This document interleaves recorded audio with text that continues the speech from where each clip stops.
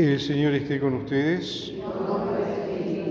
Evangelio de nuestro Señor Jesucristo según San Lucas. Mientras se dirigía a Jerusalén, Jesús pasaba a través de Samaria y Galilea. Al entrar en un poblado, le salieron al encuentro 10 leprosos que se detuvieron a distancia y empezaron a gritarle: Jesús, Maestro, ten compasión de nosotros. Al verlos, Jesús les dijo: vayan a presentarse a los sacerdotes, y en el camino quedaron purificados. Uno de ellos, al comprobar que estaba sanado, volvió atrás alabando a Dios en voz alta y se arrojó a los pies de Jesús con el rostro en tierra, dándole gracias. Era un samaritano. Jesús le dijo entonces: ¿cómo? ¿No quedaron purificados los 10? Los otros 9, ¿dónde están?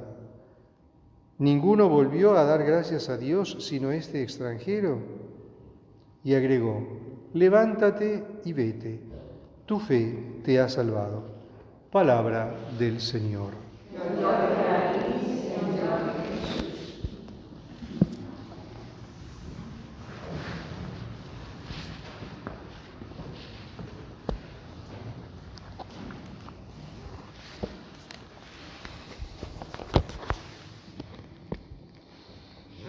El Señor continúa su camino hacia Jerusalén, atravesando la región de Samaria, de la Galilea, un camino que ya había empezado un tiempo atrás y que ahora lo está llevando cada vez más cerca de su destino, más cerca de llegar a Jerusalén para cumplir con el misterio de la redención, para realizar el misterio de la redención. Y entonces acá se encuentra con 10 leprosos. Interesante. Tengamos en cuenta que en aquella época, en el Medio Oriente Antiguo, en la Antigüedad en general, se llamaba lepra no necesariamente al mal, no solo, mejor dicho, a lo que hoy conocemos como el mal de Hansen, sino se llamaba lepra a toda una serie de afecciones de la piel que eran curables o no, que podían ser realmente lepra como no, pero sabiendo que la lepra era algo tan severamente contagioso y tan peligroso, todo aquel que tuviera un problema en la piel tenía que quedar afuera, tenía que ser relegado fuera del campamento. No había otra forma de defender a los otros de la infección, tenía que quedarse afuera. La lepra era una enfermedad terrible que mata lentamente, bueno, etcétera, etcétera, etcétera. Todo lo terrible que se quiera, pero al leproso lo tenían afuera. Es más, el leproso no podía seguir viviendo con los demás, tenía que vivir fuera del campamento, fuera de las ciudades, tenía que llevar un palo con una campanilla para cuando iba caminando, y mientras todavía podía hablar tenía que ir gritando impuro, impuro, para que nadie se le acerque. Es decir, era la discriminación institucionalizada más tremenda.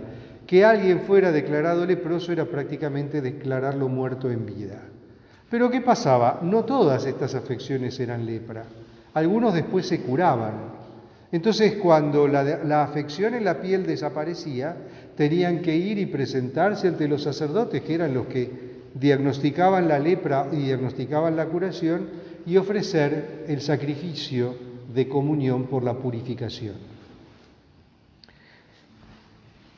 Aclarado esto, vamos a ver qué pasa ahora con estos 10 pobres leprosos que están acá. Por supuesto, los leprosos llegan hasta cerca de donde está Jesús, se mantienen a distancia porque no pueden acercarse, no podían acercarse a los sanos, y a los gritos desde lejos le piden que tenga compasión de ellos. Entonces el Señor, respetuoso de la ley, no se acerca a ellos, sino simplemente les dice: vayan a ver a los sacerdotes. Entonces ellos se van. En el camino quedan curados. ¿Qué pasa? Eran 10. Hay uno que vuelve a darle gracias al Señor, se postra ante Él, lo adora, le da las gracias. Ese era un samaritano. ¿Quién era un samaritano? Un samaritano era un habitante de la Samaria. Era un grupo judío o israelita rebelde que no aceptaba el templo único de Jerusalén. Por eso era considerado como que estaba en herejía. Era prácticamente como un leproso sin lepra. Ser un samaritano para el piadoso israelita, sea galileo, sea judío, era un ser despreciable porque rechazaba el templo único de Jerusalén. Es más, ellos adoraban a Dios en el monte Garitzim. Bueno, eso, un detalle. Entonces, ese samaritano despreciado, maldecido, ese hereje, es el que viene y le da gracias a Jesús. ¿Qué pasó con los otros 9? Lo más probable es que fueran judíos o galileos. ¿Qué pasó con los otros 9? Seguramente fueron a presentarse al sacerdote para dar testimonio de su curación y poder volver a sus cosas. Pero fíjense que mientras estaban mal y mientras estaban en la mala, se asociaron para ayudarse mutuamente y estuvieron juntos. Cuando se sanaron, se dispersaron. Cada uno fue a lo suyo y al samaritano lo dejaron solo. Pero hay más en este texto. Un texto breve pero con muchas cosas, con mucha simbología en el medio. Los otros fueron a ofrecer, seguramente, calculo, porque si no, no hubieran podido volver a su casa, fueron a ofrecer el sacrificio de comunión por la purificación, de acción de gracias por la purificación, seguro. Fueron a dar gracias al Dios de Israel. Pero no supieron reconocer a ese Dios presente en la persona de Jesús. Porque en definitiva, la sanación, la curación, se la debían a Jesús. Estaban tan ocupados y tan preocupados por sus cosas que no se dieron el tiempo para cuestionarse quién es Jesús. Para ellos, Jesús terminó siendo un tipo macanudísimo que los sanó. Punto. Pero ¿cómo los sanó Jesús? ¿Con qué poder los sanó Jesús? ¿En virtud de qué autoridad los sana Jesús? Eso no se lo cuestionaron. Solo el samaritano tuvo la sencillez de corazón para tener ojos de fe abiertos y reconocer en Jesús al Señor. La sanación de un leproso es un gesto mesiánico y es un signo mesiánico y está anunciado en las Escrituras. En la primera lectura leíamos la curación de Naamán el sirio,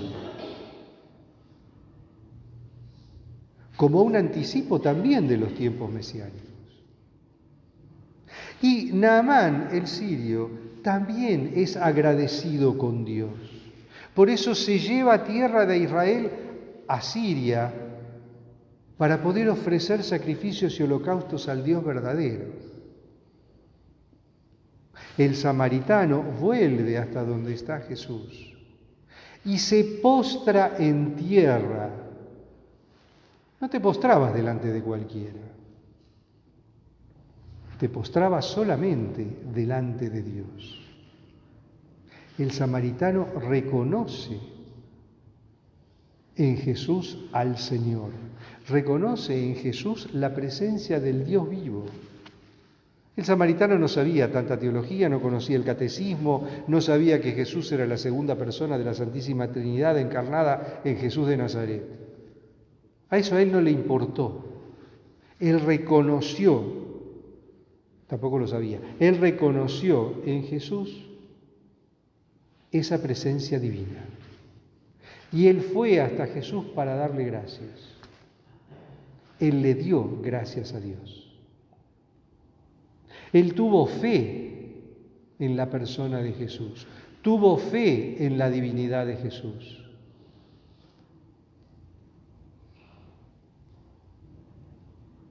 Él creyó. Y esa fe sirvió para que no solo sanara físicamente, sino para que también sanara su alma. Por eso el Señor le dice: vete, tu fe te ha salvado. Ese hombre alcanzó la salvación a través de la fe. ¿De cuál fe? De la fe en Cristo Jesús. ¿De la fe en quién? En el único que puede salvar. No hay otro nombre en el cual nos podemos salvar. Solo en la persona, en la figura de Jesús de Nazaret. Solo ahí tenemos la salvación. No busquemos otros caminos de salvación, no busquemos otras excusas, no busquemos otros dioses. Vivimos en un mundo en el que hay demasiada confusión y hay demasiados dioses. Solamente en el nombre de Jesús de Nazaret, solamente en la persona de Jesús de Nazaret, el Hijo de Dios, hombre y Dios, dos naturalezas en una única persona. Solamente ahí encontramos la salvación. Alabado sea Jesucristo.